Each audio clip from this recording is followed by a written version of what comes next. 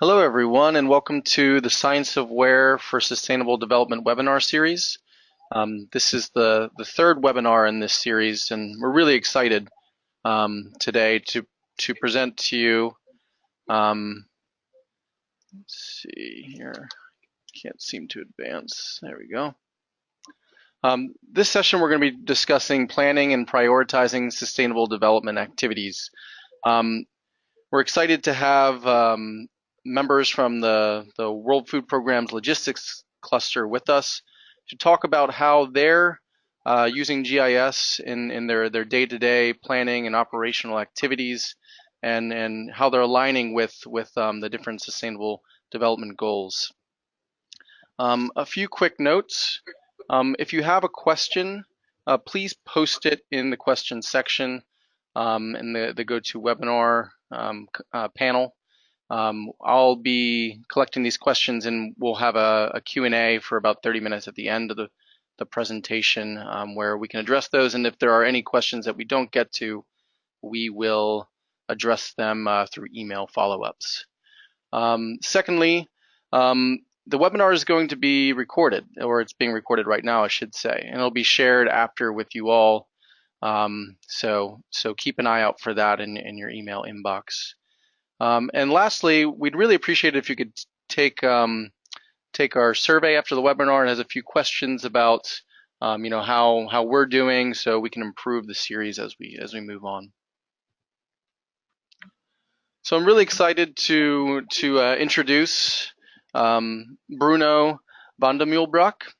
He is the Deputy Global Logistics Cluster Coordinator. Bruno has served as the Emergency Response and Logistics Coordinator for a number of organizations, including WHH, Action contre la Femme, and Handicap International. He has a master's degree in political science and over 10 years of experience in logistics and management in both the public and private sector, and he has specifically done a lot of work in the continent of Africa. I'd also like to introduce Luzal Badja. He's a GIS specialist at World Food Programme's headquarters in Rome. He works under the Division of Emergency Preparedness and Support Response. He has a master's degree in environmental engineering from the University of Massachusetts, and he's really responsible for developing GIS systems, administering mapping and management workflows, and training the different GIS officers and regional bureaus and country offices across the globe. His focus is on strengthening emergency preparedness and response through evidence-based approaches. And currently, he's been working with Bruno and the other members of the logistics cluster on their preparedness project. My name is Brendan O'Neill. I'm a solution engineer on the Nonprofits Global Organizations team, and I support WFP in helping them do all the great work they do. So with that, why don't we turn it over to Luzal and Bruno. So just a moment while we change our presenters.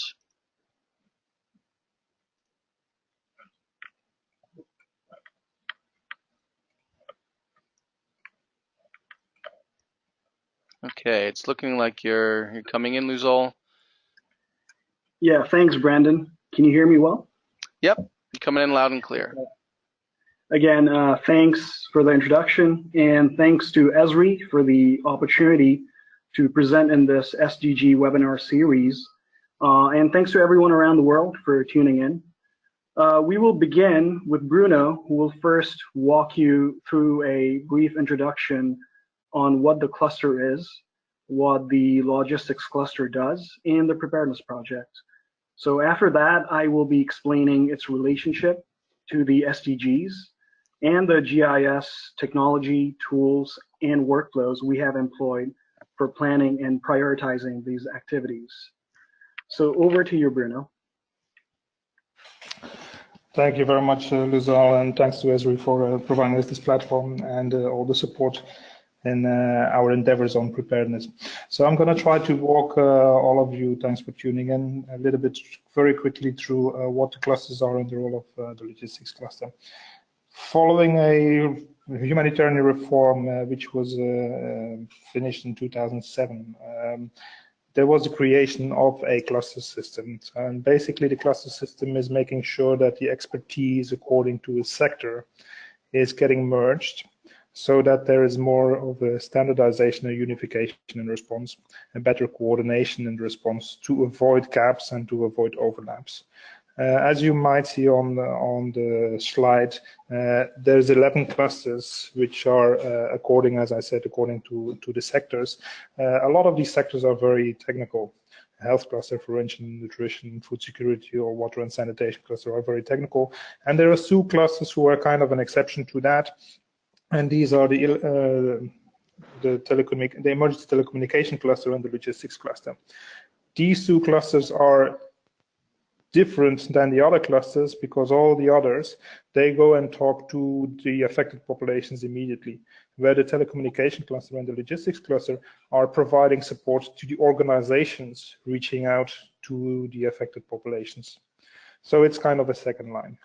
As you see underneath the slide, and that's actually very important in the framework of the presentation that we're having now, you also see kind of a logical string of thought from prevention, mitigation, preparedness, disaster response, recovery, and reconstruction.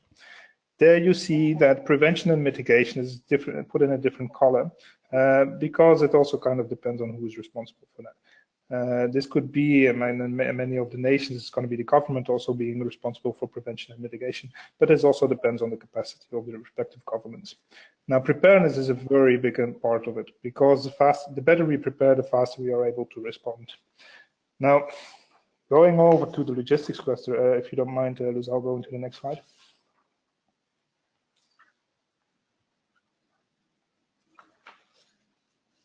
There it comes. Yeah, thank you very much.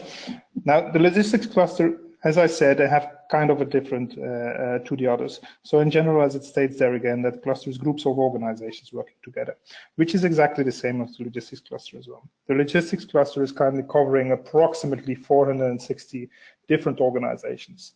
As you can see on the bottom, the kind of organizations on the bottom left, the kind of organization is very diverse.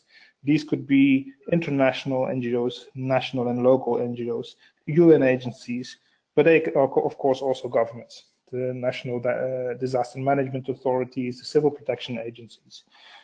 And more also the cluster is engaging with the private sector, where there's quite a few examples being used in the work we're doing at the moment. The cluster has been, all the clusters have been mandated and designed and activated by what we call the Interagency Standing Committee, the IASC. The IASC is, so to speak, to put it very easy, the supreme authority of the humanitarian sector, to put it very bluntly. Within the IASC, there was also the decision to provide one lead agency for each cluster. One lead agency is to drive this cluster, to drive this sectoral knowledge competency forward. In the case of the logistics cluster, this has been the World Food Programme. Why? Because the World Food Programme, through its activities, through moving vast quantities of food through its long existence, has created a very high expertise in logistics. It is one of the strongest logistics organizations in the world, and the logistics cluster had a lot to gain from aligning itself with the WFP, and WFP actually taking the lead. Now, as a lead, the World Food Programme not only hosts a team of the logistics cluster, so physically the team, the global team of the logistics cluster physically sits in the offices of WFP. WFP, the World Food Programme, also has the responsibility to do the assessment and the planning of the response activities. Somebody needs to take the first step. And most of the time, this is going to be the World Food Programme. And very important as well is that the World Food Programme has the obligation, has the mandate to act as provider of last resort. Basically, what this means is that if there is no service available, if roads are out, rivers are overflowing, there is no way from getting from A to B, the World Food Programme has the obligation towards the humanitarian community to come up with a solution. Whether this is then bringing in ships or helicopters or whatever the need is. It has to be the provider of last resort. Because, not to be forgotten, humanitarian response should not be a competition with private initiatives in their normal functioning. Now, this slide, as you can see here,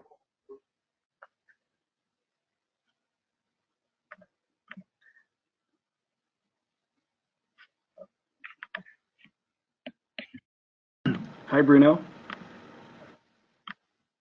Did we lose you? Apparently something went wrong there. I hope I'm back. I don't know where I lost the sound. You're back. You basically just said on this slide, and then we didn't hear you. So if you can start from there. Okay. So on this slide, you see the first steps, the first few steps of how a crisis response cycle would go like.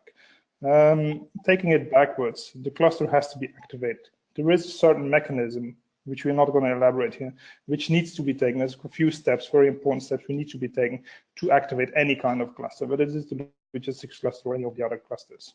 And there has to be an official request for that. And this official request, of course, has to be founded. There has to be good evidence to justify the activation of a cluster, which is then done in the assessment. Now, of course, and that's where the important part of our work at the moment is focusing on, the more we have prepared in gathering information about critical infrastructure, the more we have prepared about setting up networks to react, the faster and better we can provide with one of these, oh, sorry, that was fast, with one of these activations. Here you see then very dedicated to the logistics cluster itself. The logistics cluster has three main core functions. The first one you see on the left is coordination, making sure that the response is done in a coordinated way. To put it very easy, if you have 5 organizations and they want to move cargo from A to B, they can all 5 put it in a different truck, and the truck is all going to be loaded with, say, 60%. Or you can coordinate these 5 organizations and make sure that instead of having 5 trucks, you only have 3 trucks, and the trucks are used for 100%. So this is not only going to save resources because you have to rent 2 trucks less, but it's also going to be faster because 5 trucks, of course, take more time than 3 trucks to move because you're very likely going to have a traffic jam, so to speak. So coordination, to put it very bluntly, like in that example, is trying to avoid gaps, making sure that we're using the correct resources where we have them, and if there is a surplus in resources, that others can access to the surplus. A second part, which is very important, and I'm jumping to it right now, is the coordination and the facilitation of access to logistics service. Most of the time made available by the World Food Programme, but also other partners. These services are very varied. More easily speaking, as the symbols indicate, this can be overland transport, this can be air transport, whether it's by a helicopter or by fixed wing or airplane, also sea shipping, also inland waterways over barges, warehousing, which is often a lack, and even the provision of fuel to make sure that humanitarian operations can run. So the logistics cluster is going to try to coordinate access to these services. I left the one in the middle to the last because it's the most important one for the topic we're talking about here, which is information management. Oh, Lizelle, can you go back a sec? The one I left for the last is the information management. A lot of one of the biggest challenges in any crisis response is obtaining information. And I think everybody can also see that from when they're sitting at home and you're trying to report or you're looking at the news and trying to figure out what's happening in a certain country, whether it's Hurricane Irma raging over the Caribbean, whether it was the earthquake in Mexico, which was a few days before the webinar. We're trying to get information. And just like in the media, it's very hard to have accurate information and reliable information. And that's a major role of the logistics cluster. Trying to gather all the information which is available, making sure that the information is as correct as possible, and putting it up there that everybody can use, saving valuable time for the different organizations that don't have to individually, one by one, try to gather this information. This information can be on road conditions, can be on critical infrastructure, can be on certain procedures that have to be taken by the local or national authorities. This is very varied. Thank you, Luzal, for the next slide. And on this next slide here, you can get a little overview of the range of countries and contexts the logistics cluster has activities in.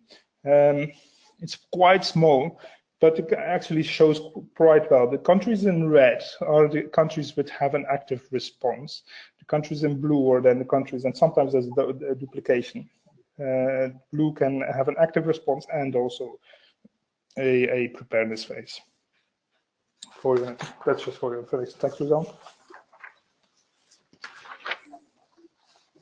For the next one. Thank you. And now, why the logistics cluster has been working, as was referred to in the beginning, on the preparedness project. The logistics cluster has always seen preparedness as one of their key aspects and have included it in their strategy.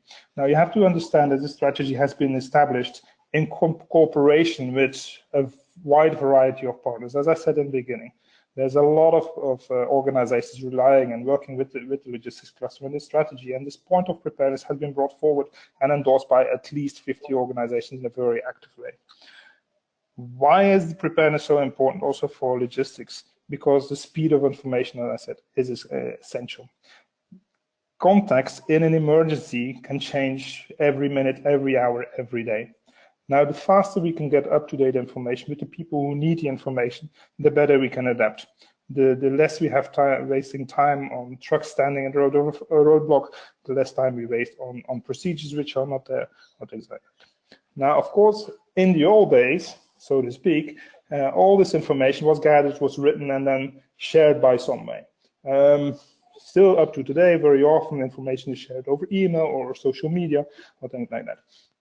The logistics cluster saw the opportunity and grabbed the opportunity of working with, among others, with Esri on trying to map exactly this data as correctly and as swiftly as possible, and trying to have a dynamic mapping platform where we have an immediate show broadcasting of the information, the latest version of the information you have. The platform is also developing or allowing the development of scenarios, which are gonna in turn allow you to just critically assess and critically think about whether your preparedness activity, whether your setup of your possible response is making sense. Lastly, or almost lastly, is that I'm going to support stakeholders to just assess and look at what have you forgotten. Did my setup, or is my setup taking into consideration all the criteria and all the indicators which are going to play a role in the response? And the last point, which is indicated there, if I can, and Luzal is going to show it, it's going to visualize itself, and Luzal takes over again. If I know what the effect of a certain calamity is, and in this case, I think we're going to talk about the cyclone. If I know what the impact of a calamity is going to be, I also going to see who might be physically best positioned to react to this calamity.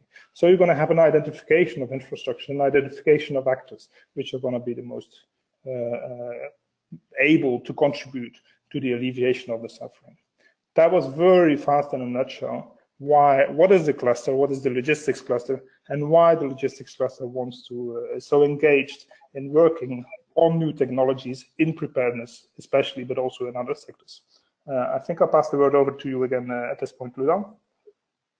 Well, thanks, Bruno. That was great. And also, I would like to let everyone know that initially we had Fareem Arai, who's the lead on the preparedness project, who was supposed to be co-presenting with me, but he had to leave for Turks and Caicos, where he's stationed right now post-Irma 2 weeks ago. And then we had Stephen Cahill, who's the coordinator of the logistics cluster, who had to get on a plane and head to Bangladesh for the emergency there. So now Bruno stepped in, and thanks for that. So now let's put what Bruno just explained in context of the SDGs. So which of the SDGs is the Logistics Cluster Preparedness Project linked to? First is SDG 2, or Zero Hunger. One of the targets of SDG 2 is by 2030, end hunger and ensure access to quality food for all people.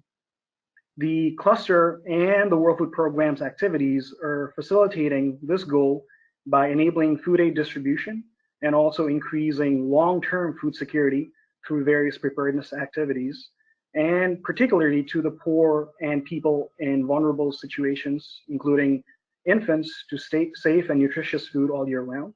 Second is SDG 9, which aims to advance technology and infrastructure, particularly in least developed countries. Four of the 6 pilot countries for the preparedness project, namely Bangladesh, Haiti, Madagascar, and Myanmar, are least developed countries. The preparedness platform, again, is a cutting-edge web-based and mobile-based GIS tool to not only monitor, map, and report available resources in these countries, but also tremendously increase the speed of the response relying on this information. And I think the most important point is the end goal of the project itself is to transfer this GIS technology and the knowledge to local entities and national governments we work with. And finally, SDG 17, which is strengthen partnerships between governments, private sector, and civil society. The project, again, using a GIS platform, streamlines cross-sectoral information so that various stakeholders can identify gaps and overlaps in their various logistics capacities. So that was a brief summary of how we're linked to the SDGs, and also now I think I'm going to go dive a little bit deeper into the GIS tools and the workflows. So in our earlier slides, we mentioned that precise coordination of logistics services and efficient sharing of information are key in optimally allocating resources. That means the information we gather needs to be valid and also properly organized. So to facilitate this task, we have employed a structured data model in an Esri enterprise geodatabase. So some of the data sets are displayed on the screen. As you can see, it ranges from data on infrastructure to supply chain to natural hazards and risks. The enterprise geodatabase gives us the ability to scale as needed and also perform simultaneous multi-user editing, which is key to our reporting workflows. Also, another critical element is the versioning and archiving feature, through which we now have the ability to automatically track changes made to all or a subset of the data in the geodatabase. So to illustrate this point a little bit further, as you can see, access constrained maps and logistics concept of operation maps are highly demanded GIS products for field operations, and something we regularly produce for high priority countries.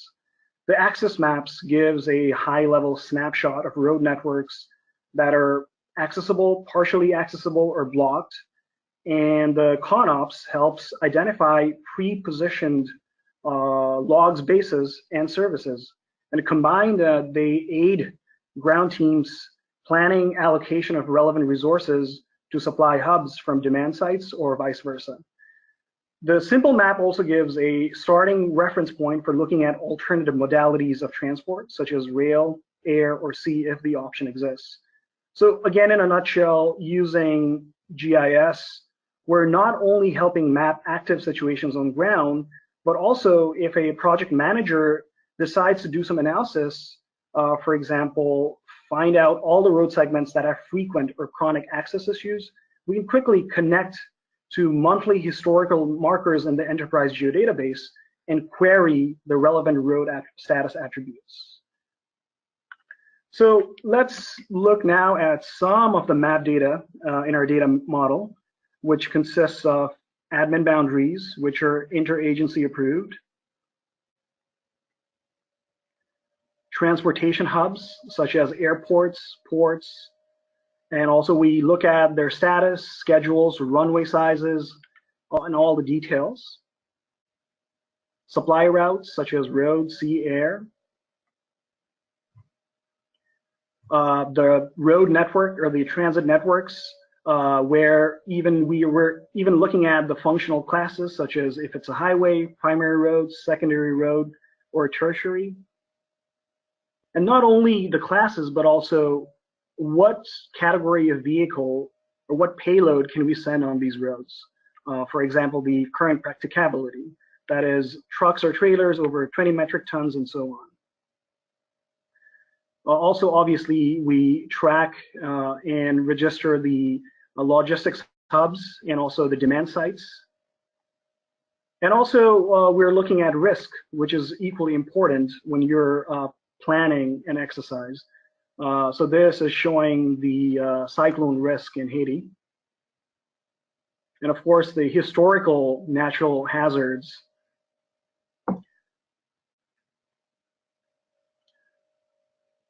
So the question is, how can we use all these information? I'm sorry. Whoops. So how can we use all this information in a consolidated approach to plan and prioritize development activities? So on the screen right now, you can see the road network model for Haiti in its basic form. Here's a snapshot of how we use detailed attributes we talked about in the data model in transportation networks to build the network model, which consists of costs, restrictions, hierarchies, or descriptions. But why do we do all this? Why do we go through all this trouble of collecting all this data? First of all, a GIS network model helps us greatly with planning and prioritizing. It helps us solve vehicle routing problems and quickly estimate associated costs with transport modalities such as road, sea, or air, and even rail, thereby increasing accountability of our development activities. And in an emergency context, the speed of arriving to these solutions could mean life and death to people in need. Also, it can quickly incorporate new information, such as shocks in the network and access constraints, and provide alternative solutions. Moreover, the network model can also help us do capacity-based routing and simulate quickly possible supply chain configurations and identify possible bottlenecks.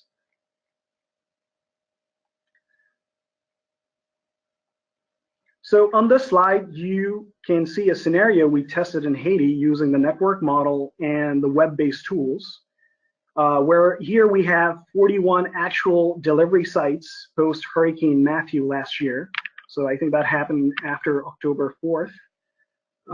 And then in this test, we wanted to batch route trucks carrying emergency relief items using the GIS network model and the web app tools.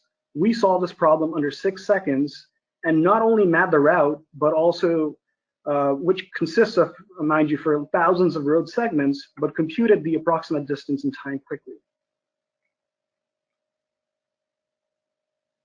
Oops. So here you're looking at another scenario where we needed to understand among the known storage facilities distributed throughout the region, which one would be closest to these demand sites.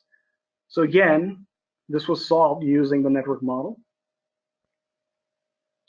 Then next we added the reported access constraints. And the GIS network model quickly helped us identify the demand sites that were not accessible by road and required more expensive modalities of transport, such as heli drops.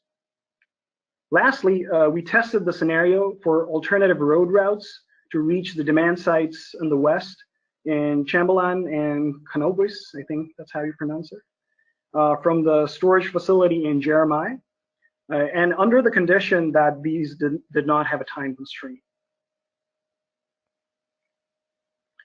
So jumping on now from the network model and network analysis that we employ, and we're actively trying to validate with ground data from transporters and all our partners. So the next thing we're looking at is logistics capacity assessment. Traditionally, the logistics capacity assessment is a form-based standard procedure for procuring information related to logistics infrastructure and services in a given country, aimed at enhancing humanitarian logistics coordination and also support preparedness efforts.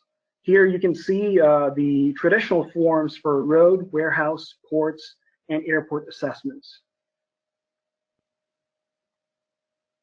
So what we have done is transform the traditional LCA into a web and mobile-based workflow using GIS tools.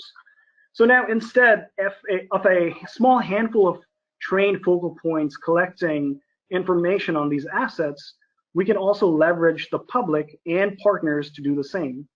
So on the screen, you're seeing the LCA application for Haiti. So how does this work in a nutshell? The workflow is pretty simple, and if you follow the snapshots on the screen from left to right, Basically, a user selects from the interactive template the category of information they would like to report on. For example, airport status. So after filling relevant info on the digital form, they are required to provide their contact information for verification. If they're authorized reporters, then their information gets published in real time.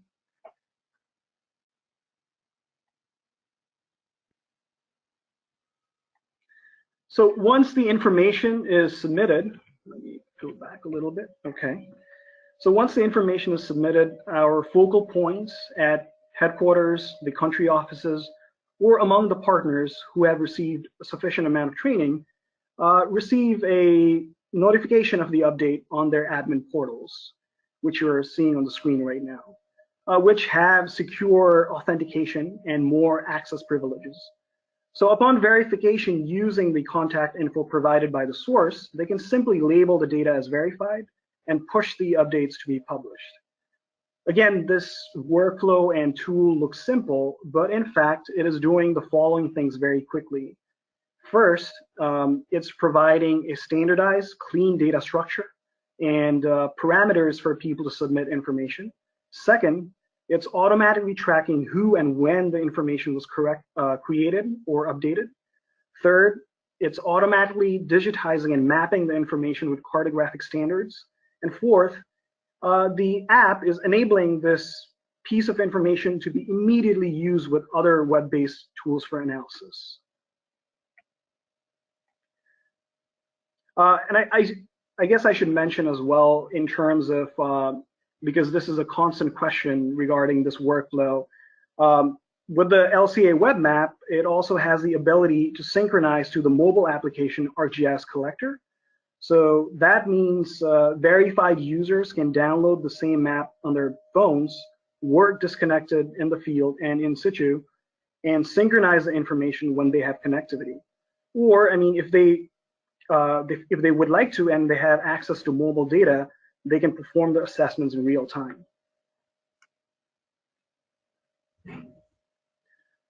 So the final tool we'll be showing today is the concept of operations simulation tool.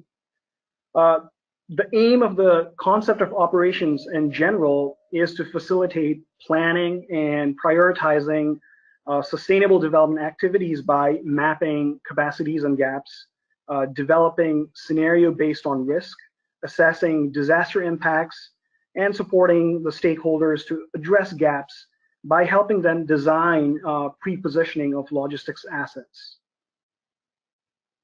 So let's look at the tool itself. The first step in the tool is to simulate a disaster, in this case, a tropical cyclone. Basically, users can draw the cyclone track based on reference locations and specify the scenario name and the category. In this case, we have Fazal and class 5, and you can see where the track is heading from. So next they can execute the tropical cyclone simulator widget, which is a Python-based geoprocessing tool. So with a single mouse click, a non-technical user who's most probably a disaster planner or response related person, the tool creates wind buffers in 60, 90, and 120 kilometers per hour wind speeds and estimates automatically the total population exposed underneath it and maps them all by admin 2, like I said, all under 6 seconds. And not only that, we have a tabular Excel table that is a output of the tool as well, including the details of the exposed population at admin levels. So once we know sort of a basic feel of what the number of people under these conditions, who is going to be exposed in this wind buffers, now planners can perform proximity-based or capacity-based analysis to understand the best configuration for pre-positioning of services. For example, using the road routing tool, as you can see on the screen, and the network model, again, fueling it, to compute the distance and time costs to dispatch supply from primary to secondary hubs.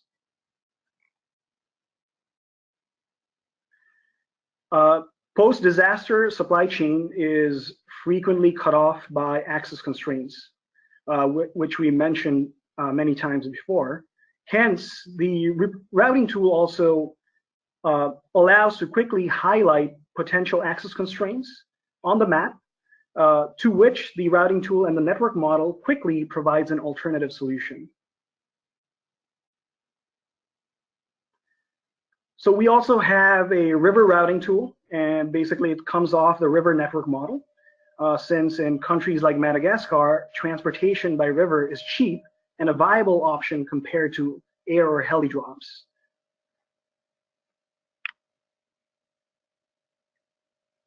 So once planners decide on what ports, airports, settlements, storage facilities they would like to pre-position for the scenario, they can also register logistics services such as storage, coordination, airdrop, heli drop, river transport, information management, and so on, which Bruno briefly touched on earlier in these hubs.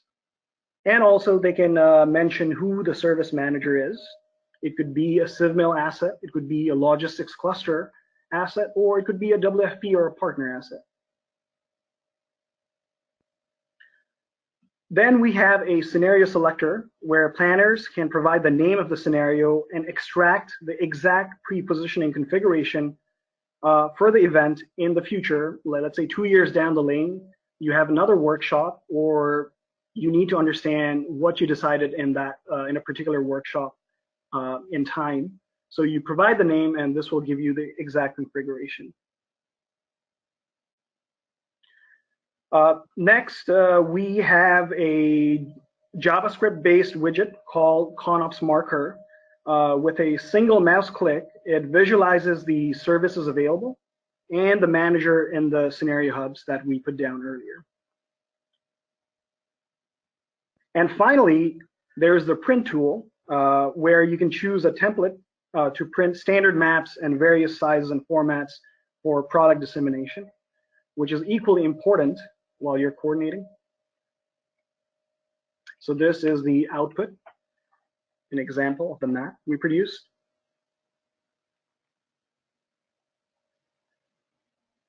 So I think I'll stop there for now because we've covered a lot of material already. But I would like to summarize by saying the preparedness project aims to meet the SDGs by helping support local government, international agencies, local and international NGOs, humanitarian development partners, and of course the private sector to have a coordinated approach to supply chain disaster resilience, and to ensure that actors are well prepared for joint logistic responses in key disaster-prone countries. The GIS tools we just displayed, some of them, and the workflows we employ helps to reduce time, cost, and complexity in prioritizing and planning responses. And once again, which I mentioned again, once this tools and the technology at some point has been transferred to the local entities, it has the possibility of reducing the need for international mobilization and the associated costs. Thank you. Over to you, Brandon. Great, thanks very much, Suzal. That was impressive stuff. Obviously, you all are quite far down the road with your GIS implementation, and it looks like you've got a lot of exciting new technologies that you're testing out, and it all looks very promising. So we have a bit of time for questions and answers. So if you do have any questions, feel free to continue submitting them into the questions panel. Before we kind of get into that, just wanted to let you all know that we have our contact information here. So if you are interested in any more information about the logistics cluster in general, or how they're using GIS to to address some of these emergency disaster response or humanitarian response activities, please feel free to reach out to us through email or Twitter. So there are a few questions. Some of them relate to more organizational aspects that might be better suited for Bruno, and some of them are more technical for you, Luzol. I think I'd like to start off for a question for Bruno, if that's okay, Bruno. You there? Yeah, I'm here. Go ahead. Okay, great. So the logistics cluster, it looks like there's a lot of organizations that are involved there. Of course, WFP is taking a lead position there. I think that one of the things that at least I've seen in a lot of our GIS users is when you have these partnerships, or maybe you're looking for partnerships, there could be difficulties. There could be tensions between organizations, or even just it might be hard to open lines of communication with potential partners. I'm just wondering if you had any advice for any of our users in our community for how to form partnerships, how to maintain them, how to maintain that collaborative atmosphere when you're kind of all working towards a single goal. Thanks, Brendan. Not an easy question to answer. I think one of the successes of the logistics cluster, or some of the reasons for the success of the logistics cluster, and I think we can say that the logistics cluster has, in occasion, been very successful, is the fact that everybody who participates gains out of it. As I tried to give through a few examples during the presentation as well, there should not be competition, because in the end, we always say that within a humanitarian response, the competition is with time. The competition should not be with each other. And although this does sound sometimes like a bit of a naive thinking, and reality shows some differences, within logistics aspects, it is often that cooperation is more beneficial than any kind of competition. So I think a partnership should really be based on what everybody gets out of the partnership.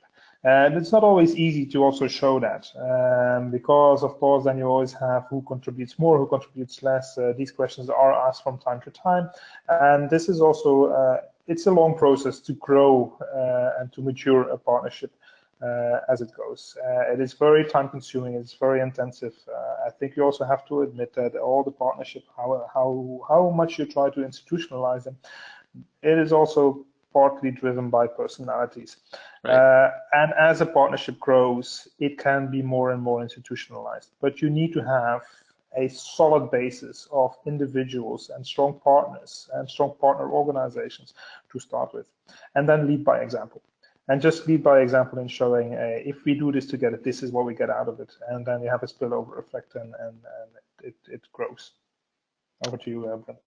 Yeah, that's great. That's so I guess kind of focusing on the mutual value that you all will achieve through the partnership, making sure you have solid relationships with individuals at different partnerships, and I guess being patient too, and developing these relationships over time. That's good advice. So one of the things that came up is, the tools that you showed were quite sophisticated. You have an advanced data model, you have a great network, you've got a lot of great applications that are built on top of that foundation.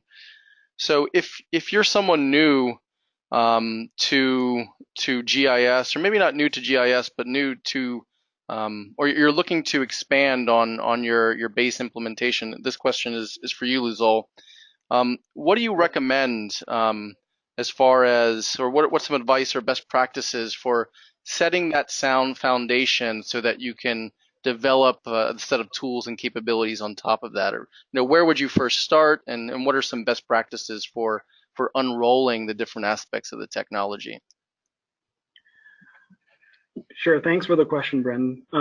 I think the usage and the utility in general of GIS tools and where you start in terms of the learning process, obviously, because this is a huge field and the science itself the applications is very varied. It depends on what you intend to do with it. You can use this for health, let's say planning, or studying population dynamics. You can do a lot of things. So again, I think the first question anybody could start with is, what do you intend? What is your end goal, right? Mm-hmm. So that gives a starting line, and basically there are a set of steps, particularly because now at this day and age, the science has developed to a point where we have segregated categories and also the workflows and the associated tools for those particular end goals. But again, because now, some of which we covered, of the advent of the web-based tools and the mobile-based tools, which are designed for non-technical users, so it's easier for people to learn quickly and also utilize and harness the power of GIS. But then again, what is your intention? That was my first thing. Are you planning to be an end user? Are you planning to administer systems? Where in this hierarchy between your level of expertise, what is your starting point? I mean, it's a complex sort of question, I guess. And I would say, I mean, there's plenty of resources now. Like I said, it's not something that was created 2 years ago. It's been quite a while. There's plenty of resources everywhere, like in the internet. There's huge communities. GeoNet, for example, is one. In the open source stream, there's huge communities. I mean, there's always somebody asking questions and posting answers. The resource is there. You just have to look. So yeah, I guess that's in a nutshell. Great. So I guess kind of focusing on a need or a problem is always a good first step. And then, relying on the community and the resources that are out there. So kind of taking a practical example, relying on resources and kind of building your expertise out from there. Sounds like good advice. So there's a couple specific technical questions about, and I'll give them to you, Luzal, just in one go. The first is about your access maps that you showed at the beginning. Sounds good. There's a question about whether those are created manually or there's some level of automation there. And then the second one is, when you showed your scenario app where you had the cyclones coming in, the preparedness scenarios, how did you estimate the population? We saw the different admin 2 levels, and then we saw that spreadsheet with the populations affected. So there's a question on how those population statistics were created. So just to repeat, there's one on the access maps, whether it's manually or automatically created, and then the second one is how are you generating your population estimates? Sure, sounds good. Okay, so on your first question regarding the access maps, I think you saw the timeline on the access maps. We do this, I mean, this is a standard product and a workflow we've been doing for a long time. In the past, and even now, because there's a lot of ad hoc requests, the information comes in from various channels. You cannot tell people on the ground, use this tool or use this channel. So we need to sort of make do whatever sort of standard they're comfortable with. So in the past, we use ArcDesktop, or let's say ArcGIS Pro now, to manually register the access information in the geodatabase, and then which already has a standard template, so it automatically symbolizes it. But now, starting a couple of years, we're leveraging, again, the use of editing and the use of web apps for the editing and submission of information, like you saw. For example, last year in Ethiopia, in Addis, we had the GIS officer there reporting on access, collecting information from various stakeholders, and not only access, but also mobile storage units using the web app and registering information there. So I think the scenario is transitioning more and more towards a web-based environment because it's much simpler to use, and also the investments in terms of hardware, the investment in terms of train capacity is much less. So yeah, that would be my answer regarding the first question. The second one you mentioned was how was the population under the wind buffers generated in the scenario builder? So this is something we're still developing. So I would like to say the wind buffers right now are not very accurate. Basically, it's a linear sort of depending on what sort of class it is. We have certain rules. In an actual scenario, there's a probability model for every node where the cyclone develops. The shape of the wind buffer might change, which we haven't incorporated because it requires more complex, let's say, modeling techniques. But then what we have done to the accuracy is once the wind buffers are generated, so the underlying data set is Landscan, which I believe is Oak Ridge. So it basically does a zonal statistics and looks at all the areas intersecting or underneath the wind buffers, and then estimates does a spatial analysis to get those from the Landscan data set. Okay, so it's taking that Landscan database coverage, and then it's doing zonal statistics to give you an ultimate population estimate. Yeah, basically. Okay, great. So we just have one more question. This is kind of a question of mine before we get going. I understand that you all have a workshop coming up where you're going to be unveiling some of this technology in Madagascar. Is that correct? That's true. So I was just wondering, what challenges do you anticipate, and I guess how do you address those challenges? You know, I think with anything, I see this all the time where people make investments in new technologies that they're certain that there's value to be provided, but we have to overcome organizational muscle memory, things like this, and this could be a question of both Bruno and Luzol. You know, what challenges do you see in that, and how do you what's your strategy, I guess, for getting people to adopt these new and exciting tools? Bruno, should I start, or do you want to take this one? As you wish, Luzol. Okay, I can give it a go. On my side, I think obviously there's a learning curve with anything new, and like Bruno mentioned, there's personalities and also sort of a contentment, or people are used to certain ways. So to change that practice is, it takes a little bit of patience. And second of all, I mean, right now, the market as well as it's flooded with different sorts of technologies doing the same thing. There are lots of of trying to reinvent the wheel in a sense. So it is always important, like I said earlier, to first understand what you're trying to prove. And we are leveraging Esri technology in a sense that because we're a humanitarian organization, we don't invest a lot of capital on time on the core development. So we focus on what is important and build on existing niche innovation that already exists in the market or has a greater community for support in case something breaks down. Okay. Yeah, I totally agree with the points that Luzol was making, and I think that's two very valuable points on the system that Luzol and the entire team have developed. So the one is, it's not a duplication, it's a very inclusive system. It allows several other systems to inject information and a lot of system exchange on it.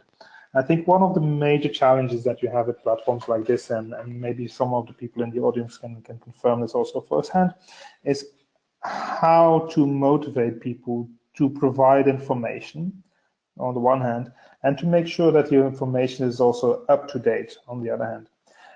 And that's where then the importance of the partnership comes in, and the buy-in of everybody and understanding what the importance is. And a big part of the work that Luzol and the entire team is doing on that is getting the buy-in of the multitude of actors. And you refer to a workshop in Madagascar. And actually in that workshop, one of the reasons or one of the outputs or aims of the workshop is exactly to acquire buy-in also from authorities, because this is a very useful tool to the authorities, and they are on the ground on a daily basis. Civil society or organizations are on the ground on a daily basis. And this tool needs to be kept up to date in the off period, outside of emergencies, so it can show and prove its value during emergencies. And there it's really like we were referring to before, the importance of partnership. Would just like to add that. Thank you. Yeah, and I would like to add a little bit more in this conversation, or this question in particular. Nowadays, I think it is very important that we are dealing, or we are utilizing technology that is streamlined and talks to each other. For example, in the web apps you saw, we have a mobile extensibility, we have a server, we have a database, which are all interconnected in sort of an ecosystem, right? So I think that flexibility and sort of streamlining of different connections, the ability to sort of expand, scale, so that is very important in terms of choosing the right technology. That's great information. I just want to thank you all again for presenting. That was really fantastic stuff. Luzol, Bruno, do you have any closing comments before we kind of wrap things up?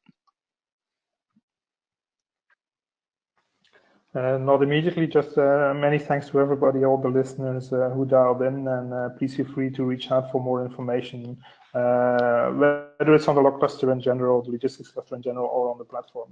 Please also have a look at the website, which I think somewhere is going to be popping up with the URL. And thanks, Brendan, for having us on that platform as well. Thanks a lot. Thank you, Bruno. Luzol, anything? Yeah, thanks everyone for tuning in and giving us your time. And like Bruno mentioned, if you do have detailed questions, we're always here. Shoot us an email or even call us. We're open. Yeah, and we'll be here for you. Okay, great. Thanks again, guys. That was fantastic stuff. A quick reminder, we do have 2 webinars coming up in our series, one in October, one in November. The first on monitoring and evaluation for sustainable development programs. The second, engaging stakeholders and beneficiaries. If you'd like to register, you can go to goesri.com/SDG webinar series. And again, this webinar will be, or it has been recorded, and it will be, we'll share out a link as soon as we post that up to YouTube. So keep an eye out for that. Feel free to share it out with those who weren't able to attend live. So thanks again for your time. Bruno, I don't have the URL up there, but I do believe it's in the presentation, and I'm sure if you Google WFP Logistics Cluster, it'll come up. But that's all from us, and thanks again for tuning in, and we look forward to seeing you on the next webinar.